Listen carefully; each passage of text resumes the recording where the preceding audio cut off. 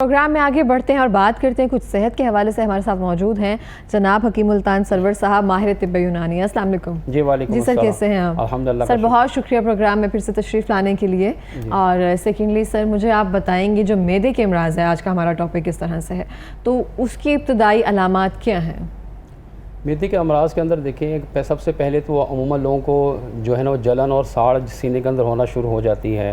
और जब कोई ख़ुराक इंसान जब खा लेता है तो खट्टे डकार आना शुरू हो जाते हैं और इससे पता चल जाता है इंसान का मैदा जो वो डिस्टर्ब हो चुका हुआ है।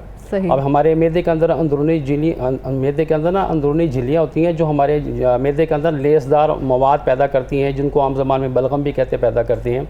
अब जब ये लेसदार मवाद और ये झिल्लियाँ जब ये पैदा करना शुरू कर देता है मैदा, तो ये मैदे को जो है ना तजाबियत से, जलन सार से ना ये महफूज रखती है।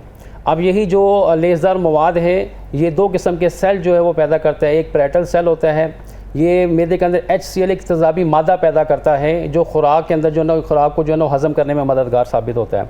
दूसरा जो है ये खुलिया जो है वो उसको चीफ सेल कहा जाता है। इसके अंदर पेप्सिनोजन नाम का जो है ना तेज़ाबी मादा पैदा होता है जो हमारी खुराक को हज़म करने में कारगर साबित होता है। लेकिन क्या होता है कि ऐसा जिन लोगों के अंदर ये दोनों तेज़ाबी मादे HCl और पेप्सिनोजन जब भी यानी कि ये बहुत ज़्यादा बनना शुरू हो जाते हैं तो ये मैदे की जो लेसदार रतूबत, जो बलगमी रतूबत है, उसको ख़त्म कर देता है। फिर यही तेज़ाबी मादा जो है हमारे मैदे की झिल्लियों को जो है टच होना शुरू हो जाता है, जिसकी वजह से मैदे के अंदर सोजिश, जलन साड़ होना शुरू हो जाती है और तेज़ाबियत पैदा होना शुरू हो जाती है। मरीज़ को जो है ना वो लंबे लंबे खट्टे जो है डकार आना शुरू हो जाते हैं और अजीब सी कैफियत मरीज़ की हो जाती है। और इसी वजह से पेट के अंदर जो है इंसान के शदीद दर्द भी जो है वो शुरू हो जाता है। जिस तरह हमारी स्किन के ऊपर टक लग जाता है तो जलन साड़ और सोजिश शुरू हो जाती है, इसी तरह जब ये अंदर जो है हमारे मैदे के अंदर बलगमी रतूबत बनना जब बंद हो जाती है तो यही HCl और पेप्सिनोजन ये तेज़ाबी मादे जब मैदे की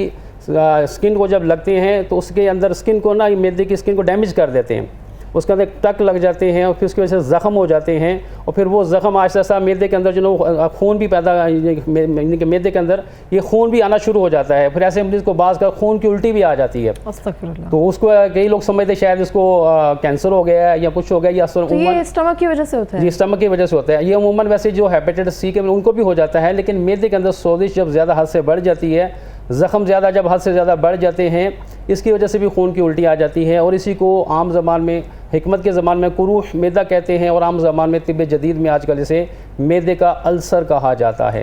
यानी जिसे आम ज़बान में हम ज़ख़म भी कहते हैं कि मैदे के अंदर इसके ज़ख़म हो गए हैं।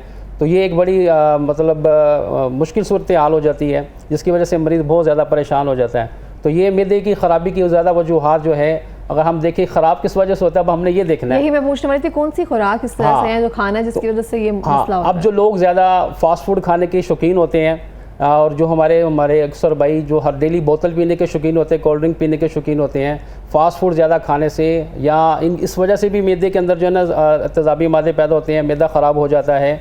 या बाज़ारी खाने ज़्यादा जो खाने के शौकीन होते हैं, मसाला जात वाली चीज़ें ज़्यादा खाने के जो लोग शौकीन होते हैं, उनका भी जो है ना मैदा जो है ना वो ख़राब हो जाता है। और इसी तरह जो लोग शराब पीने के शौकीन होते हैं, डेली शराब पी रहे हैं, उनका तो मैदा बिल्कुल उनका अंदर ज़ख़म और सोजिश ज़्यादा हो जाती है उनके, बहुत ज़्यादा। और इसी तरह और दीगर जो नशावर चीज़ें जो लोग ज़्यादा लेते हैं, उनका भी मैदा जो है ना वो ख़राब हो जाता है अक्सर।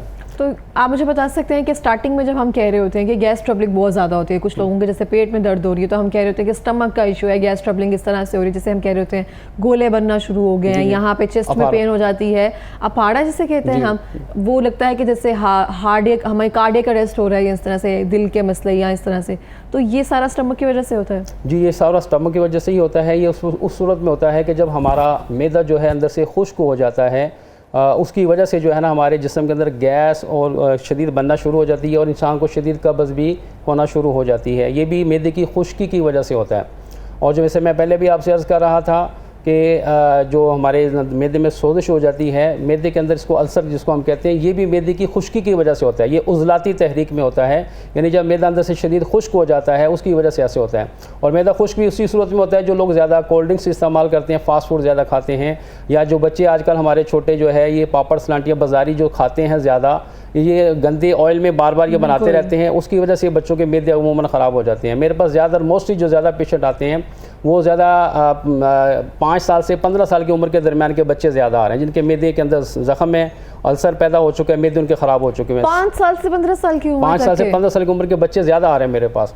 उसकी वजह ये है कि बच्चों को हम पैसे दे देते हैं, हमारे बच्चे बाजार कोल्ड ड्रिंक्स पी रहे होते हैं, डेली पी रहे होते हैं, उसकी वजह से उनका मैदा जो है तो डैमेज हो इसका जाता है। मतलब जैसे अभी आपने कहा कि कब्ज या फिर जो भी आपकी गैस्ट्रिक प्रॉब्लम हो रही होती है, आफारा जिसे हम कहते हैं, उसके बाद मैदे के अल्सर होने के जो खदशात हैं वो बहुत बढ़ जाते हैं, बहुत ज़्यादा बढ़ जाते हैं, बहुत ज़्यादा बढ़ जाते हैं। इसलिए जो है ना इन चीज़ों से हमें जो है ना वो खासकर बाज़ारी चीज़ों से परहेज़ हमें करना चाहिए और हमें अपनी खुराक के अंदर जो है सब्ज़ियाँ, मौसमी फल जो है हमें वो ज़्यादा इस्तेमाल करने चाहिए और ख़ासकर दही का इस्तेमाल हमें जो है ना ज़रूर करना चाहिए, अपनी रूटीन में करना चाहिए। रूटीन में हमें दही का इस्तेमाल ज़्यादा करना कहा चाहिए। जाता है कि अगर आपके स्टमक में प्रॉब्लम है या फिर आपको जैसे आपने स्टार्टिंग में कहा खट्टे डिकार या फिर तेजाबियत हो रही है, तो आप ठंडे दूध का इस्तेमाल करें, क्या ये वो फ़ायदेमंद होता है? नहीं, ठंडा दूध ज़्यादा जो है ना वो हमें इस्तेमाल नहीं करना चाहिए, नीम गर्म दूध जो है ना इस्तेमाल करना चाहिए। ठंडा दूध भी जो है ना वो नुकसान पहुँचाएगा। अगर आप ठंडा दूध जिस्म के अंदर अगर आप पिएंगे तो ज़्यादा ये गैस भी पैदा करेगा बहुत ज़्यादा। ठंडा दूध और नीम गर्म आप पिएंगे तो वो गैस नहीं पैदा नहीं, नीम गर्म दूध आपको फ़ायदा पहुंचाएगा, वो गैस पैदा नहीं करेगा। देखिए गैस पैदा उनकी और भी बहुत सारी वजूहात, जैसे मैं पहले अर्ज़ कर चुका हूँ कि ज़्यादा जो है ना बाज़ारी अशिया खाने से, कोल्ड ड्रिंक वगैरह पीने से ज़्यादा हमारे पेट में अमूमन गैस बन जाती है। या ज़्यादा लोग जो आराम पसंद होते हैं, खाना खाने के बाद वॉक नहीं करते, उनके साथ ज़्यादा इस तरह का इशू रहता है। तो हमें कोशिश ये करनी चाहिए कि जब हम खाना खा लें तो नबी पाक सल्लल्लाहु अलैहि वसल्लम की सुन्नत मुबारक भी है कम से कम 40 कदम या 100 कदम हमें ज़रूर चलना चाहिए। मेडिकल साइंस भी ये कहती है कि खाना खाने के बाद हमें वॉक जो है ना वो ज़रूर करनी चाहिए। जो लोग खाना खा के बैठे रहते हैं और आराम पसंद होते हैं, उनका अमूमन मैदा डिस्टर्ब ही रहता है। बिल्कुल इस तरह से। लेकिन हकीम साहब, अगर आप देखेंगे बहुत सारे लोग हैं जो कई सालों से मैदे के अमराज में मुब्तला हैं, उनको लगता है कि लाइफ टाइम साथ चलेगा और थोड़ी बहुत चीज़ें जो है अपने लाइफ में चेंजिंग वगैरह तो कर लेते हैं खाने के दौरान, नमक मिर्च जैसे आपने स्टार्ट में कहा, स्पाइसी कम कर लेते हैं, थोड़ा सा अपना जो मुतबादिल होता है उसके कर लेते हैं, लेकिन फिर भी वो मैदे के अमराज में रहते हैं। अल्सर उनके शायद लाइफ टाइम साथ चलता है। नहीं, अल्सर लाइफ टाइम साथ नहीं चलता। अगर अल्सर की जो अलामात हैं, अगर हम शुरू में ही देख लें अल्सर की अलामात में कि अगर इंसान आपने खाना खाया और आधे घंटे के बाद आपके मैदे के अंदर जलन स्टार्ट हो जाती है, दर्द शुरू हो जाता है, और ये जो जलन है अगर 3 से 4 घंटे तक अगर ये जलन रहती है तो समझ लें आपके मैदे के अंदर जो है ना सोजिश होगी, यानी ज़ख़म हो गया, आप अल्सर के मरीज़ बन चुके हुए हैं।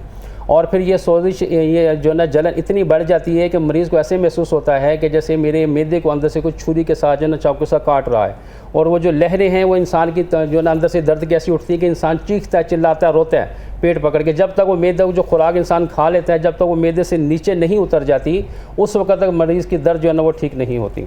इसलिए जो मैदे के जो अल्सर के जो मरीज़ हैं उनके अंदर एक अलामत ये भी पाई जाती है कि उनको अमूमन जब खाना खा लेते हैं तो मतली की शिकायत रहती है, उनको अक्सर उल्टियाँ भी आना शुरू हो जाती हैं, और उसके अलावा खट्टे डकार, जागदार जो है ना डकार आना उनको शुरू हो जाते हैं, और या बार बार लंबे लंबे डकार उनको आना शुरू हो जाते हैं। और उसके अलावा जो है ना उनके सीने में शदीद जलन और साड़ रहती है, जिसकी वजह से मैदे का जो मरीज़ है परेशान रहता है, कभी तक इधर सीने में जलन, कभी मैदे में जलन, फिर मैदे का जो जिसको हम फम मैदा कहते हैं, मैदे का जो मुँह होता है इस जगह के ऊपर, यहाँ पर अमूमन लोगों को जो दर्द होती है बहुत ही तकलीफ़देह होती है। ये भी मैदे के अल्सर ही की वजह से होती है, मैदे की ख़राबी और तेज़ाबियत की वजह से ही होती है। जब तेज़ाबी मादे जो HCl पेप्सिनोजन मैं जो बता रहा था, जब ये अंदर बढ़ जाते हैं तो उसी की वजह से मैदे के मुंह के ऊपर भी सोजिश हो जाती है, और मैदा भी अंदर से सोजिश होकर उसके अंदर वरम आ जाता है, जिसकी वजह से मरीज़ को जो है अमूमन तकलीफ़ में रहता है, और कोई भी खुराक, फिर ऐसा जो मरीज़ को खुराक खाना खाने को जी भी नहीं चाहता। मैं आपसे पूछे, हम नुस्खे की तरफ तो बाद में आते हैं, लेकिन कोई डाइट में ऐसी कौन सी चीज़ें हम शामिल कर सकते हैं कि इन चीज़ों से बच सकें हम? हाँ, इसमें डाइट में तो हमें कोशिश ये करनी चाहिए कि हमें अपनी डाइट के अंदर जो है वो अमूमन ज़्यादा सब्ज़ियों का इस्तेमाल करना चाहिए। अगर आप गोश्त भी अगर खाने के शौकीन हैं तो वो भी कोशिश करें कि उसको सब्ज़ी किसी के अंदर जो है वो इस्तेमाल किया जाए, और मौसमी फल और सब्ज़ियाँ जो है वो हमें इस्तेमाल करनी चाहिए। ख़ासकर फ्रेश जूसेस वगैरह जो हमें जो है वो पीने चाहिए। जैसे अभी आगे सर्दियाँ आ रही हैं, माल्टा हमारे लिए मैदे के लिए बहुत ज़्यादा फ़ायदेमंद है, मौसमी बहुत ज़्यादा फ़ायदेमंद है।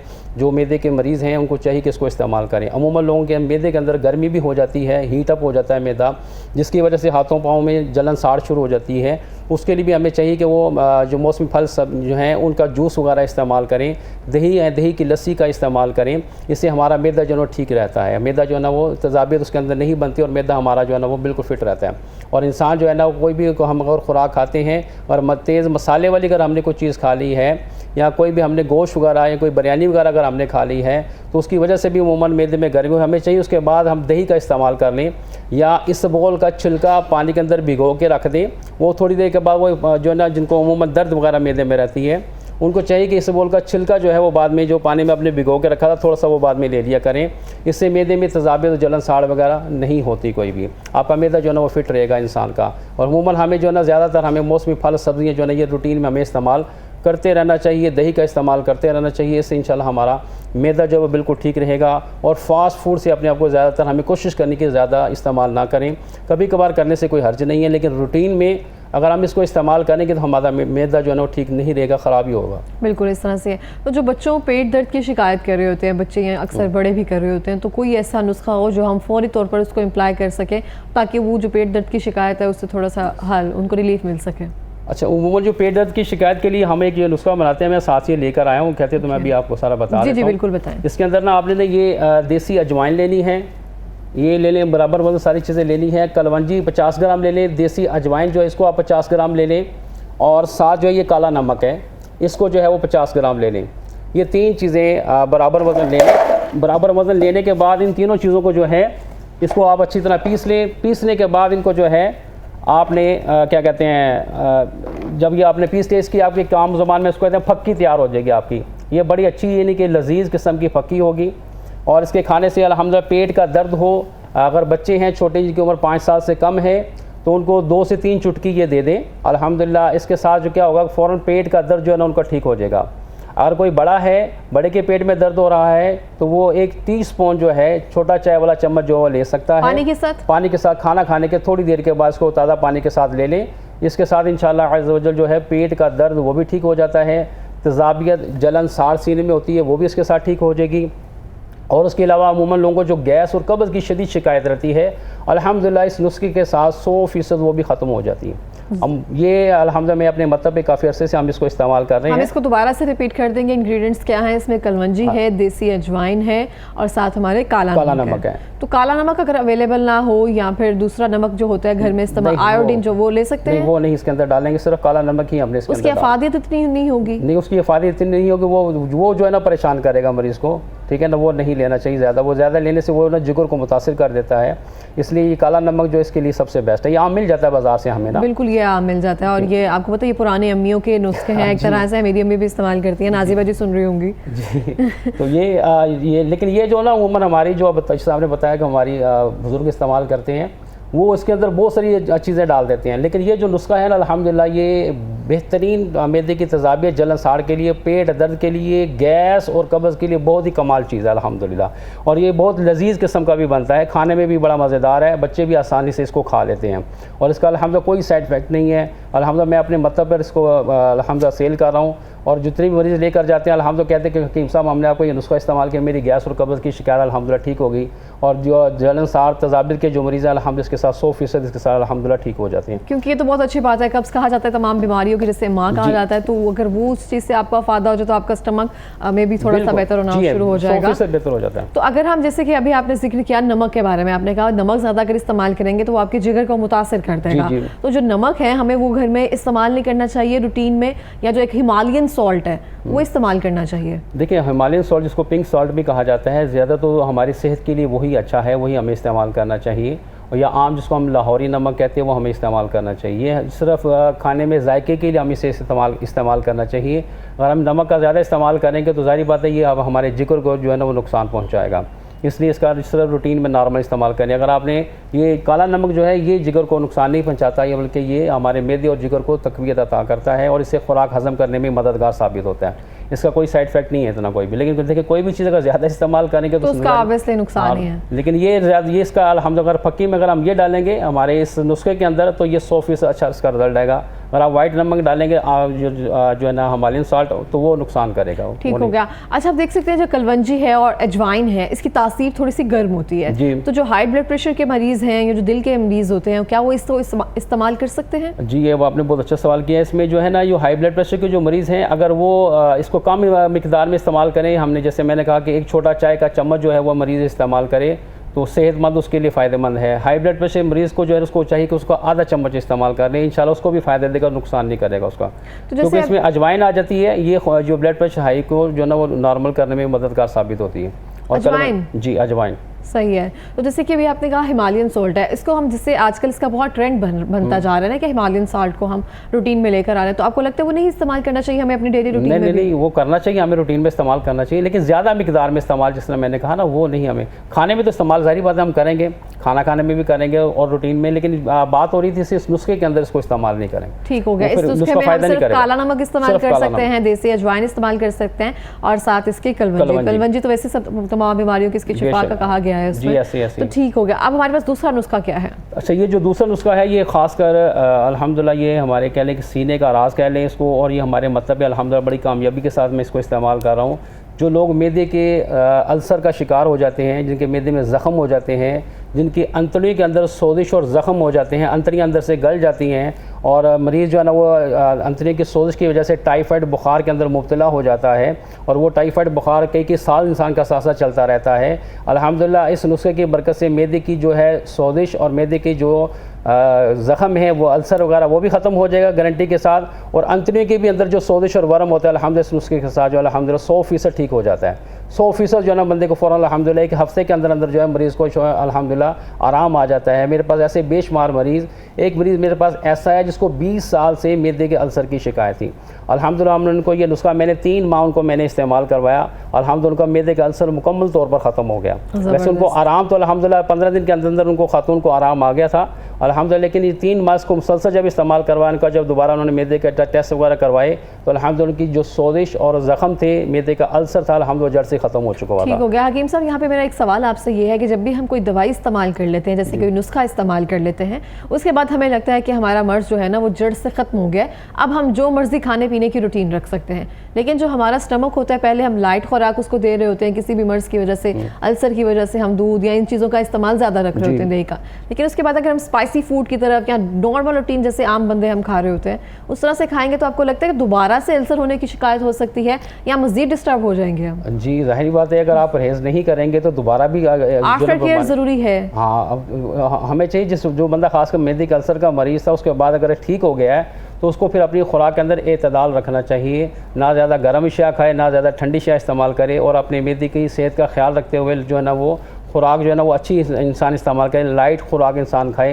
अगर वो ज़्यादा वो स्पाइसी चीज़ें खाना शुरू कर देगा तो उसका तो बड़ी मुश्किल से पहले ही मैदा ठीक हुआ है, वो दोबारा फिर उस बीमारी के अंदर ज़रूर वो मुब्तला हो सकता है। बिल्कुल, परहेज़ जो है ना वो साथ से लाजमी साथ साथ रखना होगा। बिल्कुल इस तरह से। अब हम नुस्खे की तरफ आते हैं। सर आप बताएंगे इनमें क्या है? अच्छा, ये इसके अंदर जो है हमारे नुस्खे के अंदर ये राल सफ़ेद है और ये इसके अंदर मलट्ठी है, राल सफ़ेद और मलट्ठी, ये 2 चीज़ें आपने ले ली। फिर उसके बाद आपने ये कशनीज़, जिसे हम ज़बान में खुश्क धनिया भी कहते हैं, सूखा धनिया, इसको सूखा धनिया भी कहा जाता है, ये आपने ले लेना है। और साथ आपने ये गूंद किकर और खुश्क धनिया, ये चीज़ें ले लें, सारी चीज़ें बराबर वज़न लेनी। बेसिक 50 ग्राम आप ये ले लें, 50 ग्राम गूंद किकर ले लें, और इसी तरह आप 50 ग्राम जो है इसके अंदर ये आप ले लें मलट्ठी, और 50 ग्राम राल सफ़ेद, और साथ इसके जो है ना वो 50 ग्राम हमने कूज़ा मिश्री, जिसको धागे वाली मिश्री भी कहा जाता है, ये आपने 50 ग्राम किया। ये टोटल 5 चीज़ें होंगी, तमाम चीज़ें बराबर वज़न आपने ले लेनी है। इनको अच्छी तरह पीस लें।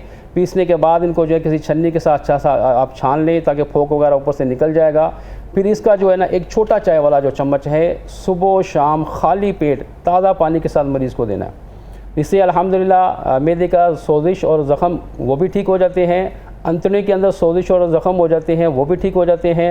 अल्हम्दुलिल्लाह इस नुस्खे के साथ खूनी बवासीर वो भी ख़त्म हो जाती है। अमूमन लोगों को मोशन लग जाते हैं, पखाने बार बार आना शुरू हो जाते हैं, वो भी इसके साथ ठीक हो जाता है।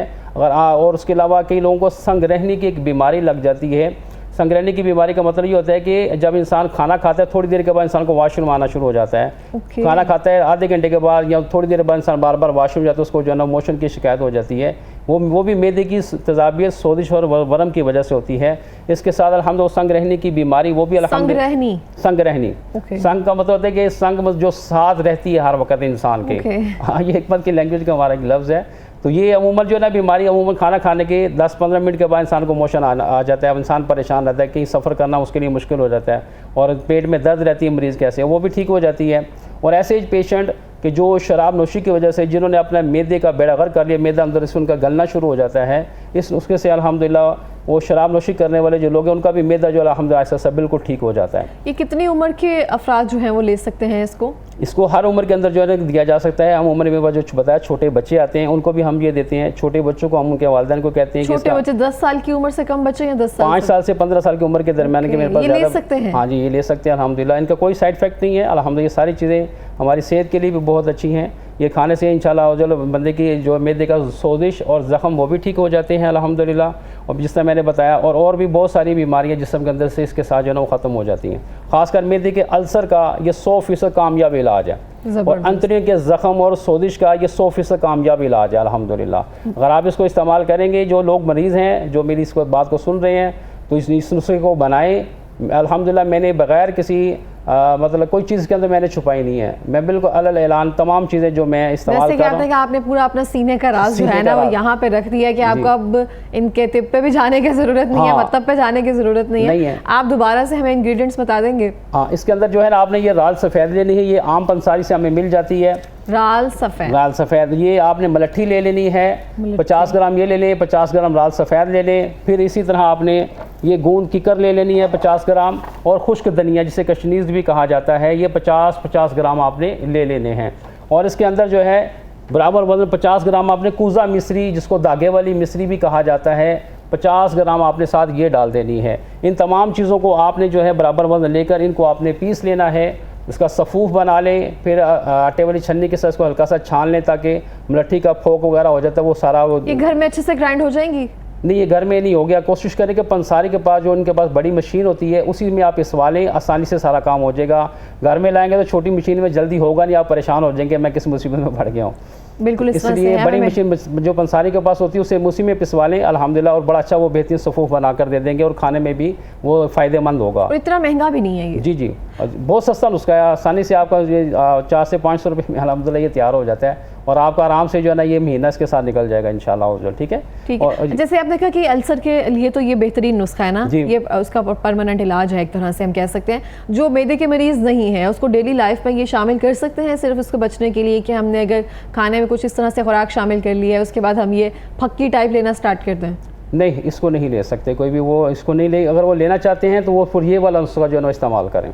इस नुस्खे से क्या होगा कि उनकी जो तेज़ाबी जलन साड़ा मैदे की खराबी वगैरह उसके साथ ठीक होती रहेगी। काला नमक, कलवंजी और अजवाइन वाला ये वाला नुस्खा ले, ये डेली रूटीन में इस्तेमाल में ना रखें, क्योंकि जब हमें ज़रूरत ही नहीं है किसी चीज़ की, वो वगैरह हम वो खुराक खाएंगे, मेडिसिन खाएंगे, वो मैदे में हमें कोई ना कोई बीमारी पैदा करने जिस्म के अंदर करेगी। लेकिन वैसे इसका साइड इफेक्ट तो कोई नहीं है।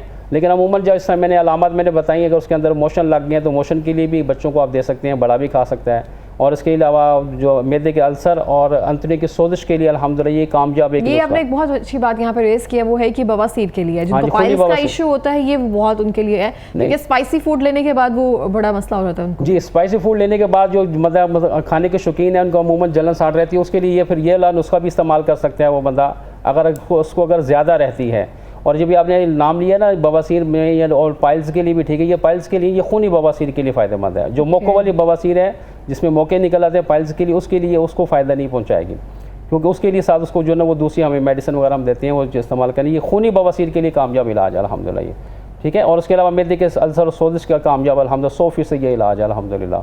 तो इसको हम खाने के बाद लेना चाहिए या सुबह के टाइम हम किसी भी टाइम? ये खाली पेट ले तो ज़्यादा फ़ायदेमंद होता है। खाली पेट 1 चम्मच छोटा चाय वाला सुबह शाम खाली पेट इसका ताज़ा पानी के साथ आप लें, इंशाल्लाह जल्दी इसके साथ 100% इसका जो है ना अच्छा रिजल्ट और जल्दी रिजल्ट आता है। मैदे का मर्ज़ जो है ना वो जल्दी ठीक इसके साथ हो जाता है और मरीज़ को जल्दी फ़ायदा होगा इसके साथ खाली पेट लेने से। हाँ, अगर आप खाली पेट नहीं ले सके, याद नहीं रहा, तो फिर खाना खाने के कम से कम 1 घंटे के बाद भी जो है ये वाला नुस्खा जो है वो लिया जा सकता है। बच्चे कितने मिकदार में ले सकते हैं और बड़े? बच्चों की उम्र अगर 10 से 15 साल के दरमियान है फिर उसको छोटा चम्मच चाय वाला आधा दें, ½ टीस्पून उसको जो है ना वो दें उसको। और अगर 5 साल से कम उम्र के बच्चों को तो उम्र शिकायत होती नहीं है, ये उससे ज़्यादा बच्चों की होती है, तो बच्चों के लिए आधा चम्मच, बड़ों के लिए एक छोटा चाय वाला चम्मच जो है ना उसके लिए काफ़ी है। ठीक हो गया सर, हमारे पास लास्ट मिनट है, कोई पैगाम देना चाहेंगे जो मैदे के मरीज़ हैं, क्या उनको परहेज़ करना चाहिए? देखिए, मेरा आखिरी पैगाम तो तमाम भाइयों बहनों के लिए यही है कि हमें चाहिए कि हम देखें मैदा हमारी जिस्म का एक अहम जुज़्व है। इसको ठीक रखने के लिए हमें चाहिए अपनी खुराक के अंदर जो है वो इतदाल रखें, बाज़ारी खानों से परहेज़ किया करें और फास्ट फूड से जो है ना वो ज़्यादा परहेज़ किया करें, घर का खाना खाएं और जो भी आप फल फ्रूट वगैरह खाते हैं उनको भी अच्छी तरह साफ़ करके अच्छी तरह धोकर जो है ना उसे इस्तेमाल करना चाहिए। अमूमन लोग इसी तरह ये फल फ्रूट खाना शुरू कर देते हैं जिसकी वजह से मैदा जो है ना ज़्यादा जल्दी ख़राब हो जाता है। और ज़्यादा स्पाइसी चीज़ें वगैरह इनसे भी परहेज़ करें। ख़ासकर अपने छोटे बच्चों को बाज़ारी जो पापड़ वगैरह हैं इस तरह की चीज़ों से वो बचाएं, क्योंकि ये गंदे ऑयल में बनाई जाती हैं। इससे बच्चों के मैदे बहुत ज़्यादा ख़राब हो रहे हैं। और कोल्ड ड्रिंक से अपने बच्चों को बिल्कुल दूर रखें, इससे बच्चों के मैदे भी ख़राब हो रहे हैं और बच्चे जो हमारे जो है ना गुर्दे के डायलिसिस के मरीज़ जो है ना बहुत ज़्यादा बच्चे बन रहे हैं, जिसकी वजह से हमारे बच्चों को जो है ना मैदे बोतलों की वजह से भी, कोल्ड ड्रिंक की वजह से भी ख़राब हो रहे हैं। और ज़्यादा जो है ना हमें चाहिए, कोशिश ये करनी चाहिए कि घर का खाना जो है ना हमें खाना चाहिए, इससे हमारी सेहत जो है ना वो ठीक रहती है। और ड्राई फ्रूट का भी इस्तेमाल करें, आगे सर्दियाँ आ रही हैं, ड्राई फ्रूट का ज़्यादा इस्तेमाल करें, इससे भी इंशाल्लाह आपका मैदा जो है वो ठीक रहेगा, जिससे हमें ताकत आती है, एनर्जी आती है। और फ्रेश जूसेस वगैरह जो हमें वक्तन फ़क्तन जो है वो इस्तेमाल करते रहना चाहिए, इससे भी हमारा मैदा जो है वो ठीक रहता है। ठीक हो गया। बहुत शुक्रिया सर आपका प्रोग्राम में तशरीफ़ लाने के लिए। और मैं भी यहाँ यही कहना चाहूँगी, बच्चों की सेहत का लाजमी ख्याल रखें। माँ बाप की ज़िम्मेदारी भी है और फ़र्ज़ भी है कि अगर आप बच्चों को पैसे दे रहे हैं तो इसका चेक एंड बैलेंस रखें, वो बाहर जाकर क्या कर रहे हैं, क्या खा रहे हैं, स्कूल्स में क्या लेकर जा रहे हैं, तो ये हमारी ज़िम्मेदारी है।